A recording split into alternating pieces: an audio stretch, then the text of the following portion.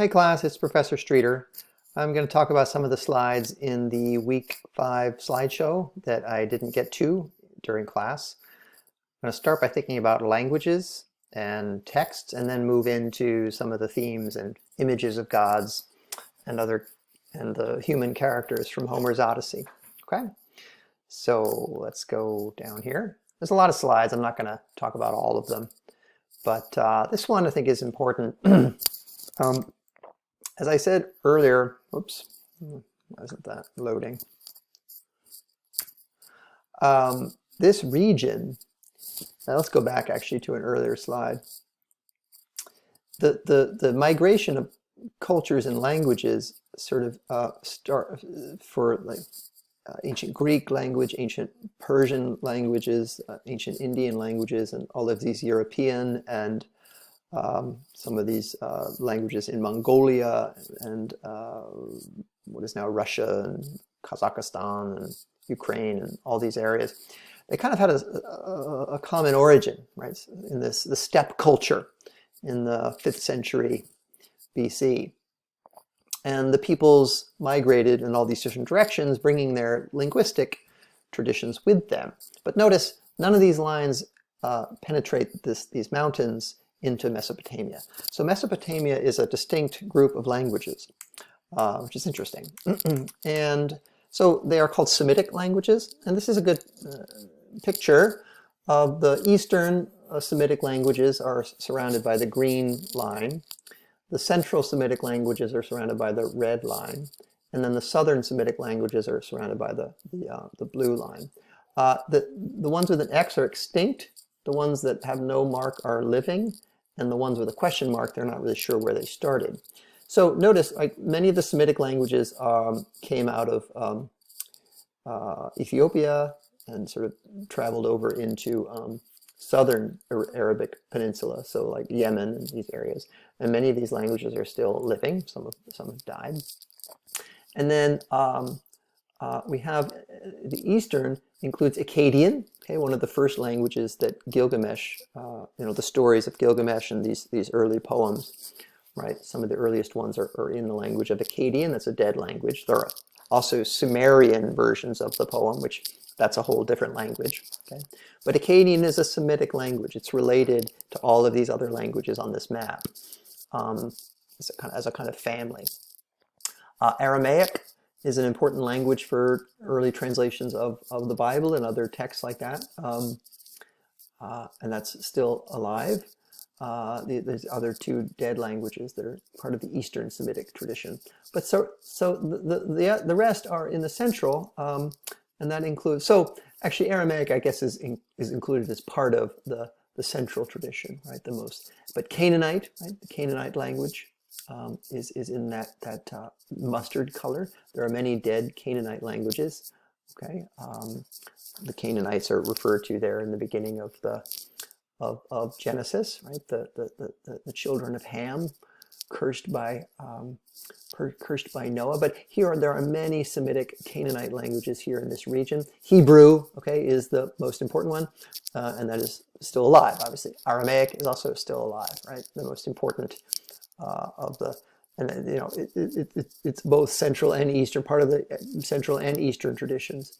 Maltese and Arabic are the other two major languages. Obviously, Arabic is the most widely spoken of these living languages. But you can see, so ancient Hebrew, which is what Genesis is written in, right, bears a close relationship to ancient Akkadian and Aramaic.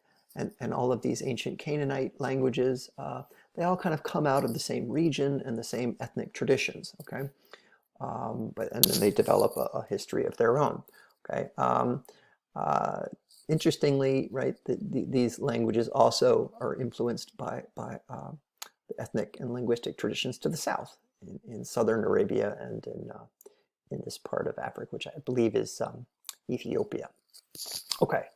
Southern Egypt. Okay, so this is families of languages, and here's another image of showing you the kind of the timeline. Right? Akkadian is the oldest, or Babylonian is a later version of Akkadian, the oldest, Assyrian, right? These are dead languages, but they're the oldest Semitic languages. As you can see, Hebrew started around 1000. The written Hebrew started around 1000 BC. This goes back to 2500 BC.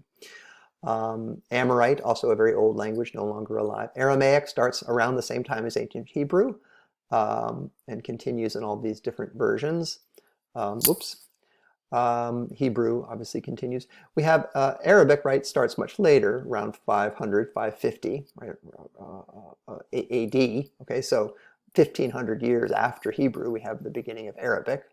But some of these southern languages, Ge'ez, this is an African language, goes to around 600 BC. That's still alive. Okay, and here are a lot of other sort of dead languages that precede Arabic.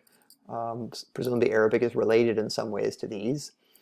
Okay, but you can see so many different sort of family trees, right? All these languages are kind of related to each other, and they're all considered part of the Semitic family of languages. Okay, so this is what we have as far as evidence of like the oldest text of the Hebrew Bible. This dates back to 125 BC in the Dead Sea, right? Many of these scrolls were preserved. Okay, again, the earliest versions of the Bible are much older, but they're lost, right? This is the oldest version that we still have access to. It was preserved in the Dead Sea. This is one of the most well intact, this was kept well intact, the great Isaiah scroll. And so remember, Gilgamesh was preserved on clay tablets, right? The ancient text of Genesis was preserved on scrolls of papyrus-like paper. And so, it's amazing. It's still in pretty good shape. That's what being preserved in a cave will do for you. Okay. So again, a map. We're heading toward thinking about ancient Greece. Okay, but you can again think of these different empires, right? The Greek Empire comes later, right? First there was the Mesopotamian Empire, right? The Egyptian Empire. To the north we have the Hittite Empire. And so the Aegean civilization and the Greek Empire emerges out of this earlier history. Okay, the Canaanites. All right. Notice down here, the Arabs were farmers, right? There was no Arabic empire until much later. Okay. So again, I talked a little bit last time about the Greek culture. Mycenaean culture is the earliest kind of civilization. It's quite old, right? It goes back to 1600 BC. And even before that, right, before the Mycenaean culture, we have the Cyclitic culture and Minoan culture, which is even older, right? So, right, I'm actually sort of misspeaking. The really old Cyclitic and Minoan cultures, right, date back to around the same time as early Mesopotamia, but they weren't as well developed civilizations, right? Agriculture wasn't as well developed. It wasn't until Mycenaean culture around 1600 BC and to around 1100 BC that we see a more flourishing civilization. Okay, and so that is the civilization that Homer is writing about. Homer's not living during the Mycenaean age; he's living around 800 or 900 BC, around a few hundred years after, right? Quite a few hundred years after the flowering of Mycenaean culture and civilization. But he's telling the story of this sort of age of heroes, right? Going back to the Trojan War and the aftermath of the Trojan War, which is thought to have taken place around 1400 BC or thereabouts. Okay, and here again, reminding you from last time, the major cities, right? We have Ithaca, which is the city where Homer is, where Odysseus is king.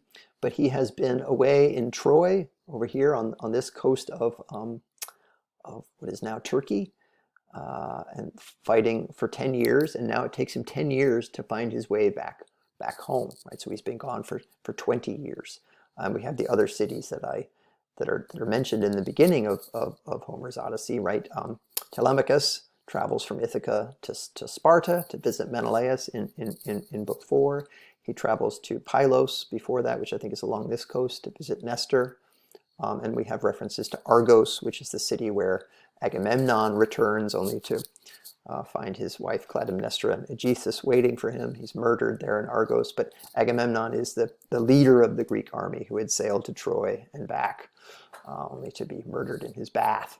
Mycenae is the city that sort of, the Mycenaean civilization is named after this part of Greece. And later, as Athens, later Greek civilization is dominated by the culture of Athens, right? Athens becomes the center of Greek civilization a few hundred years after Homer writes, right?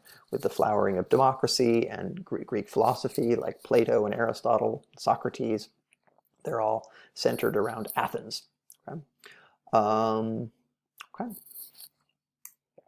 I talked about this in the last video. Here then is a, so there's obviously going to be more than one part to this video, but here finally is an image of what we have of the remains of Homer's text. Okay, so I showed you an image of the oldest text we have of parts of the Hebrew Bible on a scroll that was preserved in a cave near the Dead Sea.